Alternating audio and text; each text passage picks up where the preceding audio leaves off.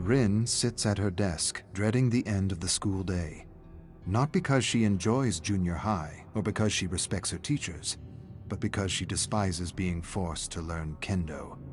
But her father demands it. He demands that she practice the way of the sword. Not just practice, excel. She's a Yamaoka. The Yamaokas come from a proud legacy, a samurai legacy. He reminds her of this every day, and every day the kids tease and humiliate her, telling her she has no business in their class, telling her she should wield a broom, not a shinai. She ignores them and tries her best. Maybe if she excels with a katana, her father will feel better. He hasn't been himself as of late, frustrated, irritable, reactive. She can't do anything right, nor can her mother. He has become very quiet and talks and argues with himself.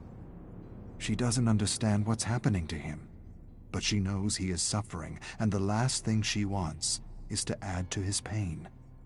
Family is everything, and maybe one day she'll be okay with wielding a katana. Maybe she'll even enjoy it.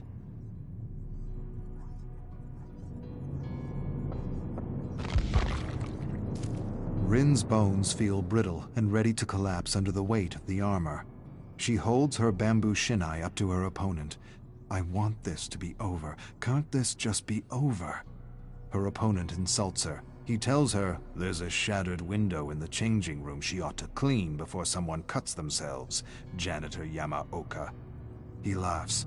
He makes another janitor joke at her expense. A sudden heat rushes up her face. She wants to shove the shinai down his throat. See how he laughs with wood and splinters piercing through his stomach. Splinters piercing through his throat? Where did those thoughts come from? It's not like her to think such thoughts. She angles her shinai and feels something strange inside. She's never felt anything like it before. Like a waking dragon in her heart. She stares at her grinning opponent. Faster than thought, she lunges and strikes his head. Everyone laughs at him. His head slumps in mingled defeat and humiliation. A boy stares at her with wide, disbelieving eyes. He blinks. You might be a Yamaoka after all. She hates to admit it, but it feels good to win. No, not to win. To defeat a foe. To defeat another human being. Defeat another human being? Why would I think this? These aren't my thoughts. But they are. She doesn't understand what happened. What thing came over her to give her the strength to contend with the boy in front of her? He isn't laughing anymore. He glares at her. She beat him. Not once, not twice. Thrice. The boys continue to stare at her open-mouthed. Something is changing in Janitor Yamaoka. They know it. She knows it.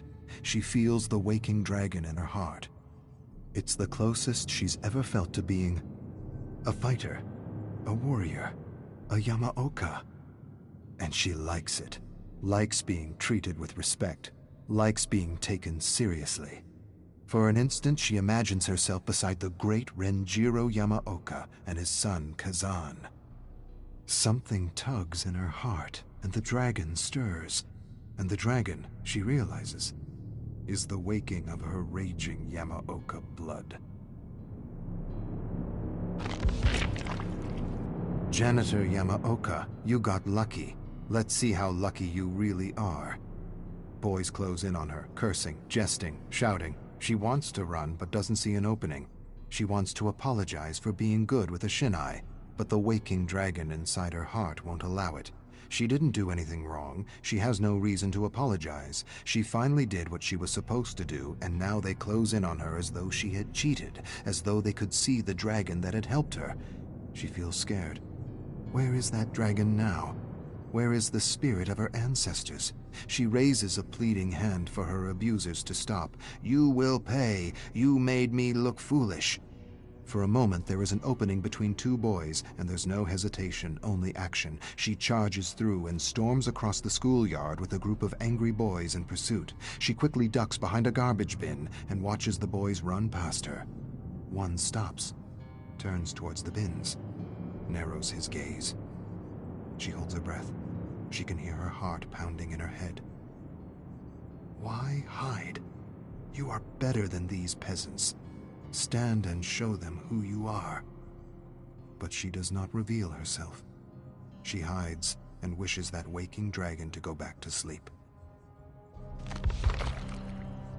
Rin emerges from hiding and begins her long walk home. The dragon in her heart admonishes her for hiding, tells her she is more than her tormentors and should never cower before bullies and abusers. She's not sure what she should have done or what she should think. Maybe she should have faced them. Maybe she should have confronted them. Maybe she should have beaten them down and torn them limb from limb. Limb from limb? What am I thinking? Where did that come from? Limb from limb. What dark thoughts are these? Before she can answer her own question, she hears a voice. She hears her tormentors jeering and spewing insults at her. She doesn't turn around. She doesn't run. She doesn't run because she knows what's coming, and she doesn't care. The dragon within tells her everything's going to be okay. The boys throw garbage at her, call her Janitor Yamaoka, Janitor Yamaoka, Janitor Yamaoka. She knows what's next. She sees it in her mind's eye like samurai of old. They'll push her down, surround her, punch and kick her, but this time she won't let the pain defeat her. She won't let the fear paralyze her. She'll use the fear and the pain to feed the dragon. Today her bullies will feel teeth and claws. They will feel her wrath, and they will learn she is a Yamaoka.